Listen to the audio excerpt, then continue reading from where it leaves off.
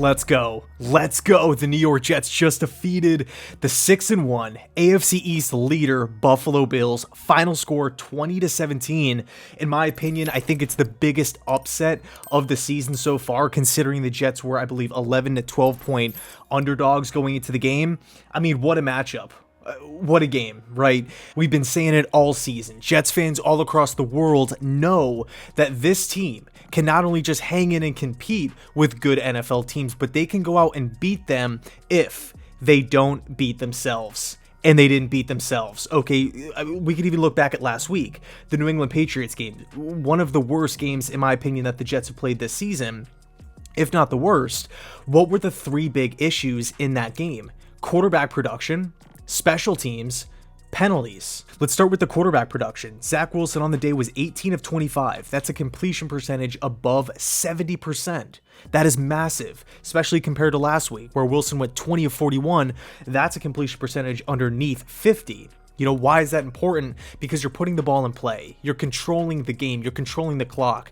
You're establishing rhythm. You're in sync as an offense. I mean, when there's constant stoppages, when there's incompletions and there's interceptions all over the place, it's just hard to get going as an offense. So when we talk about overall efficiency, being effective in that department, you need to complete a lot of footballs, especially in the short passing game, and that's exactly what Zach Wilson did today. Threw for over 150 passing yards. In the grand scheme of things, it's not that much, but we didn't really need him to, right? The running backs did their thing. James Robinson, Michael Carter, that last drive was absolutely insane. I believe it was 8 straight runs, starting from their own 8-yard line, which is nuts. They go all the way down the field into the Bills' red zone with just handing it off. Okay, and then of course they stumbled a little bit in the red zone, but the point is, the Buffalo could not stop the run in that last drive. But we go back to Wilson. He was completing a lot of passes. Again, 150 yards, not that much, but he didn't really need to throw for 300. He didn't need to throw for 400 yards. 1 touchdown, no INTs. No INTs. That is big time. Okay, and look, you know, we can go back and forth about Zach Wilson's stats and his numbers.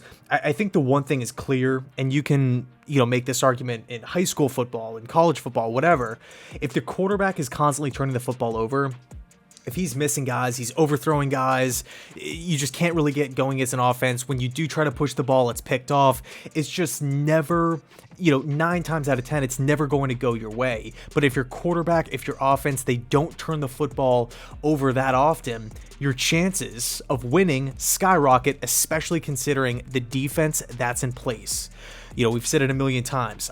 I feel like I can speak for a lot of Jets fans here. We believe that this defense is not only just legit, one of the best in football, this is a playoff defense. You could ride this defense and they could carry you to wins. That's not an over-exaggeration in my opinion. We just have to get out of our own way. Don't shoot yourself in the foot. Again, so we played the good defense. Zach Wilson was super effective, super efficient from the quarterback position. Special teams, no mishaps.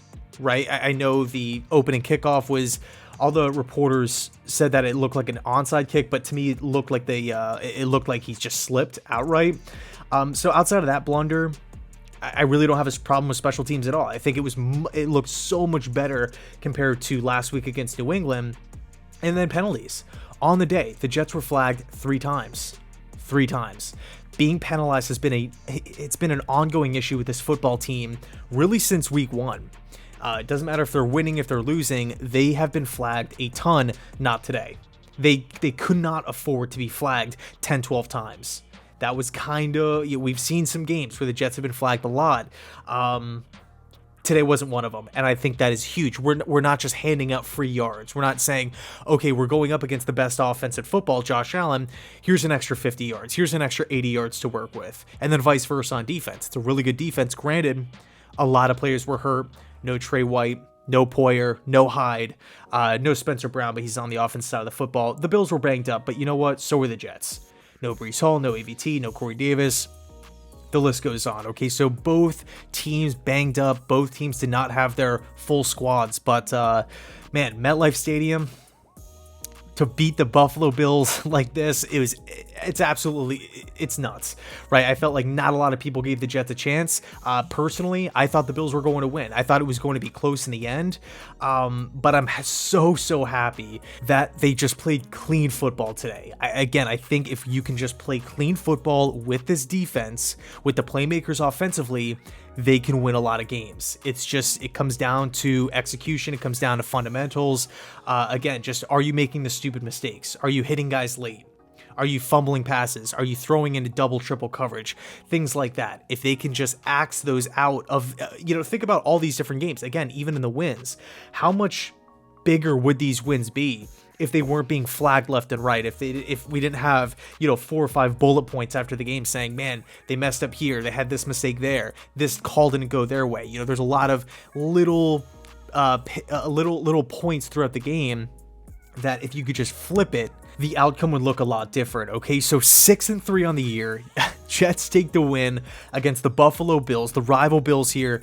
Just to quickly touch on Buffalo, for whatever reason, they didn't look sharp. I don't know if it was Josh Allen was just confused by coverages. I don't know. It just looked like Buffalo was kind of a step behind. They just weren't sharp. There wasn't that normal like snappiness that you see with Buffalo football.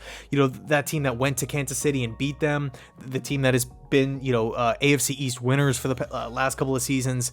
It just didn't look all there. Passes weren't accurate. Guys were a little late getting to the football. It was just a little weird. Definitely not the same Bills team that we're all used to seeing. But you know what? Again, like the Jets had injured players. The Jets were at home. The Bills had their chances to win. They couldn't capitalize. New York did. So I'm pumped. I know you're pumped. Let me know your thoughts down below in the comment section. Thanks so much for watching. And as always, go Jets.